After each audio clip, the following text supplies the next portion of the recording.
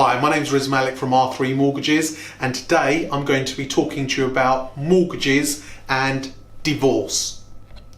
Okay, so they don't love you, you don't love them, somebody doesn't love somebody, either way you're heading towards the divorce courts. So I want to share a few key points that you need to be aware of during this process.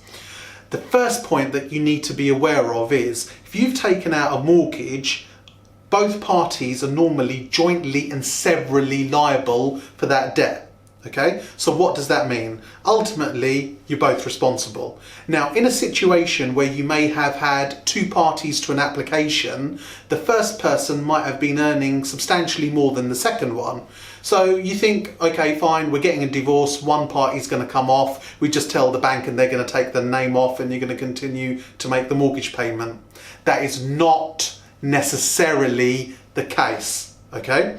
What you need to do is the person who is actually going to remain on the property and the person who needs to come off need to go to the mortgage lender and get their approval for that. Now, in most cases, the lenders are going to run their affordability assessments to make sure the person who's remaining is comfortably going to be able to cover the obligation in their part. On their own sense, basically. So the person coming off is only going to be allowed to come off if they're happy in that particular circumstances. So it's not a given that the person who wants to come off is going to be released. They'll need the consent of the lender.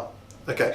Point number two is, during the proceedings, if each party is going their separate way, you may be asked for an assessment of your capacity to borrow money, or your solicitor may ask you for a mortgage capacity report. Okay, and what these basically are, it's an assessment of, in your own right, what you're realistically able to borrow, let's say in the current market, and it's to give the courts an idea when they're working out the settlement of what each person will be left with and essentially what they can buy in their own right. So we've got a couple on our table at the moment where we're doing it for a few clients who are going through divorce, and literally we're just doing a normal assessment as we would do for mortgage purposes to then give them that indication so they can give the report to their solicitors and they can use them accordingly. Okay.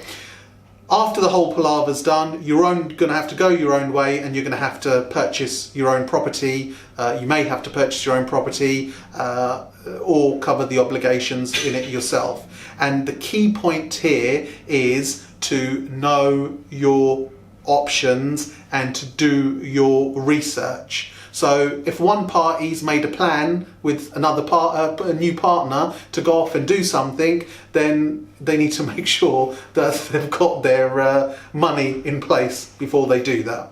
So that's my top tip for mortgages and divorce today.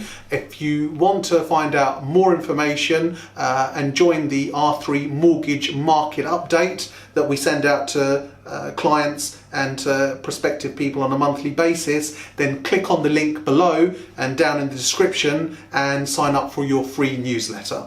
My name's Malik from R3 Mortgages. Catch us next time for some more useful hints and tips.